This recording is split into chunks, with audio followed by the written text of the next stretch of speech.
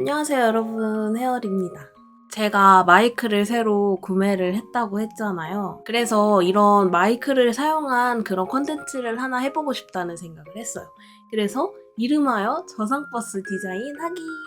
사실 대본 없이 라이브로 진행하는 게 더 재미있겠다 싶어가지고 대본 없이 진행을 했다가 벌써 5번째 재촬영을 하고 있어요. 뭐 이래저래 이렇게 구도도 좀 바꿔보고 싶었고 좀 더 잘 활용해서 여러분들한테 좋은 영상 보여드리면 좋을 것 같아서 다시 한번 재촬영만 5번째 하고 있습니다. 그래서 오늘은 이 저상버스 디자인하기 왜 하냐 이렇게 물어보실 수 있을 텐데요. 제가 뭐 어떤 기업이랑 손잡고 막 이런 걸 하는 건 아니고 요즘 저상버스 이용하기가 정말 어렵다는 안 좋은 혹평들이 많은 것 같아서 실제 이용해본 장애인이 직접 디자인에 참여해보는 건 어떨까? 그런 생각을 해보게 되었고 이렇게 마이크도 산 김에 여러분들이랑 같이 제가 어떤 부분이 불편했고 어떤 부분이 개선되었으면 좋겠는지에 대해서 얘기를 좀 나눠볼까 합니다. 실현이 될진 모르겠지만 그냥 저의 아이디어 정도이니까요. 재미있게 봐주시고 좋아요와 구독 그리고 댓글까지 꼭 부탁드릴게요. 그럼 바로 시작해볼까요? 첫 번째, 리프트 존 만들기입니다. 제가 직접 그림을 그렸을 때 표현하는데 한계가 좀 있다 보니까 그냥 설명할 수 있는 소스들을 긁어 모아서 가지고 와봤어요. 일단 기본적으로 저는 정류장의 디자인도 굉장히 중요하다고 생각하는데요. 기존의 정류장 사진과 좀 비슷한 걸로 가져와 봤습니다. 사실 저는 정류장부터 저상버스를 이용할 거라는 신호를 좀 보내드리면 기사님들도 보시고 자연스럽게 리프트를 준비하실 수 있도록 정류장 내에 리프트 구역을 만드는 게 첫 걸음이라고 생각을 해요. 그래서 버스 정류장에 리프트 버튼과 함께 여러분들 보신 적 있으신지는 모르겠지만 어린이 보호구역? 이런 비슷한 곳에 어린이들만을 위한 그런 노란 구역이 되어 있어요. 그래서 그런 것을 좀 착안하여서 버스 정류장에도 리프트 요청 버튼과 함께 리프트를 사용하겠다 하는 상호작용 존을 만들어서 내가 원하는 버스가 이 정류장에 도착한다고 할 때 버튼을 누르고 리프트 존에 들어가 있으면 굳이 앞에 가서 리프트 내려달라고 요청을 드린다거나 하지 않아도 바로 리프트 내려주실 수 있도록 상호작용에 관한 것에 좀 더 신경 쓰면 좋을 것 같다는 생각을 했어요. 두 번째로는 눈높이에 맞는 버스 단말기인데요. 버스를 타면 제일 먼저 해야 하는 것, 교통카드 찍기인데요. 기본적으로 설치되어 있는 단말기는 너무 눈높이에 높아서 손이 닿지도 않을 뿐더러 사람이 많다 보면 더 찍기 어렵더라고요. 그래서 제가 생각해본 결과 대부분 저의 눈높이와 좀 잘 맞는 단말기는 지하철에서 이용할 수 있는 단말기라고 보시면 되는데 특히나 왕십리 같은 경우가 저처럼 휠체어 타신 분들이 이용하기 가장 좋은 높이더라고요. 물론 버스이다 보니까 좀 더 많은 사람들이 쓰기 좋은 형식으로 되어 있겠지만 높이라도 좀 더 낮춰주셨으면 좋겠다는 생각이에요. 그래서 찾아보니까 다른 지역에는 이미 단말기를 낮춰놓은 곳도 많이 있다고는 봤는데 저희 지역에서는 아직까지 단말기가 그렇게 밑에 쪽에 구비되어 있진 않은 것 같더라고요. 그래서 저희 지역도 얼른 바뀌었으면 좋겠습니다. 그리고 세 번째로는 버스 하차 버튼입니다. 여러분 사실 하차 버튼도 되게 불편하게 되어 있다는 거 알고 계신가요? 저는 그게 저한테 손이 닿지도 않을 뿐더러 이런 손목을 이렇게 돌려서 눌러야 되는 구조가 굉장히 저는 힘들더라고요. 그래서 이 버튼을 좀 더 누르기 쉬운 방향으로 바꿔서 달아주시면 더 좋을 것 같다는 생각을 했는데요. 특히나 휠체어되는 공간에는 하차 버튼이 밑에 있을 때가 간혹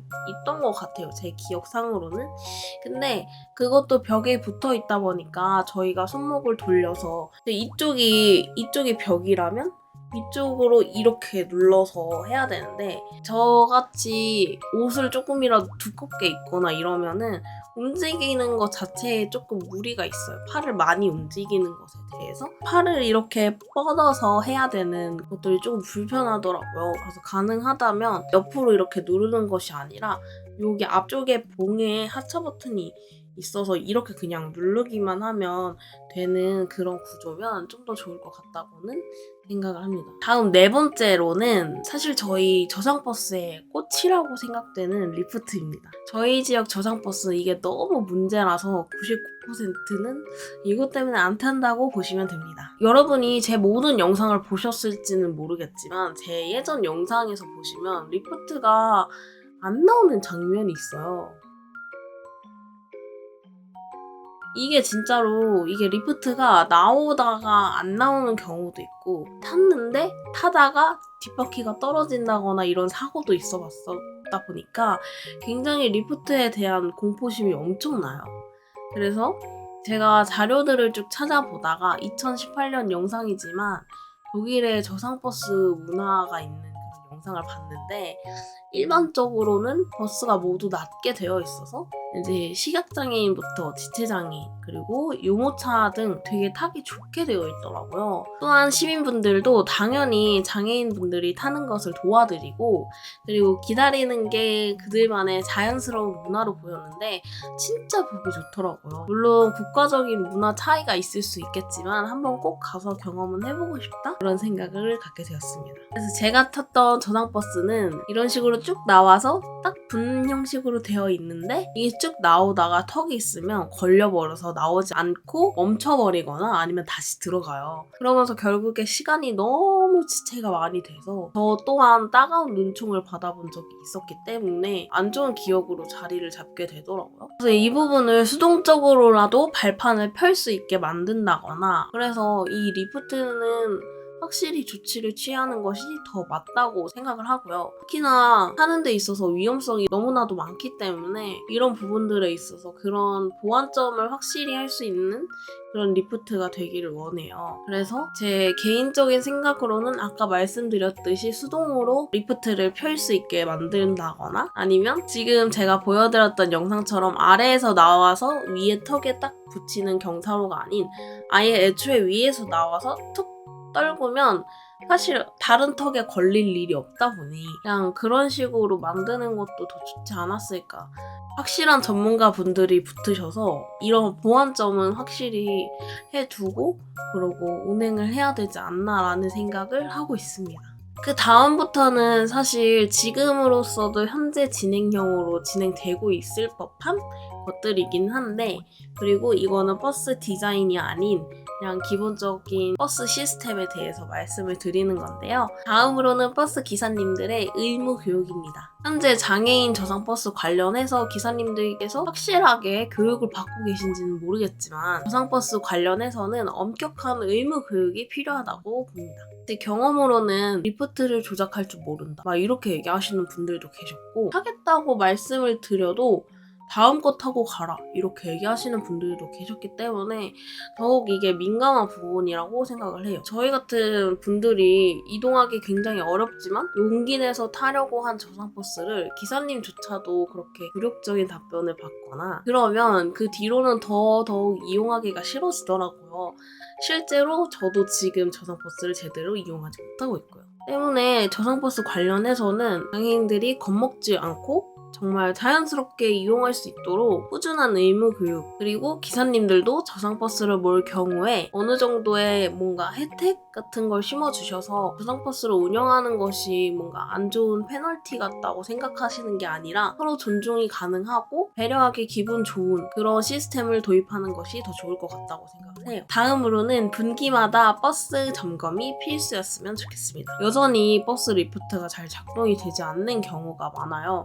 작년까지만 하더라도 제가 작년에는 그래도 저상버스를 좀 탔었는데 그때도 그랬어요. 그때도 똑같이 리프트가 조금이라도 턱에 맞지 않으면 나오지 않고 이런 경우가 좀 컸다 보니까 저는 점점 더 저상버스를 믿지 못하게 됐고 결국에 아예 타지 않고 지내고 있어요. 특히나 이렇게 추운 겨울에는 더욱 문제가 많더라고요. 그래서 이런 부분이 생기지 않도록 이런 계절에는 더더욱 꼼꼼하게 차를 점검을 해야 된다고 보는 편입니다. 아까 보셨듯이 영상에서 제가 올라갔다가 리프트가 뚝 하고 떨어지거나 필이 없는데도 나오다가 말고 뭐 이런 식으로 되다 보니 서로서로 이 저상버스에 대해서 안 좋은 인식으로 자라나고 있다고 생각을 하거든요. 그래서 이 부분은 정말 민감하게 잘 테스트도 해봐야 되고 점검도 꾸준히 꼼꼼하게 해야 된다고 봅니다. 네, 오늘 이렇게 저상버스 디자인까지는 아니지만 어려운 점들을 함께 얘기를 나눠봤는데요. 이렇게 저상버스를 꼼꼼하고 아주 세심한 눈으로 바라봐야 하는 것은 누군가에게는 생활이고 일상에서 필요한 아주 중요한 부분이기 때문인데요. 여전히 좋지 못한 시스템으로 인해서 실생활에서 서로에게 불편함을 주고 있는 것은 명백한 사실입니다. 그래서 이 불편한 부분들이 실생활에서 드러났을 때 장애인이 저상버스를 이용하는 것은 정말 당연한 일인데 이렇게 이용하는 것이 서로에게 불편함만 주고 더 이상 다른 시민분들께도 달갑지 않은 하나의 기억으로 자리 잡게 되지 않도록 또한 저희가 자유롭게 이 사회에서 자유롭고 아주 당당하게 살아갈 수 있도록 다른 사람들과 다르지 않은 사회의 일원으로 잘 살아갈 수 있도록 힘써주시면 감사하겠습니다. 이상 헤어리였고요. 저희는 다음 영상에서 다시 만나요. 안녕!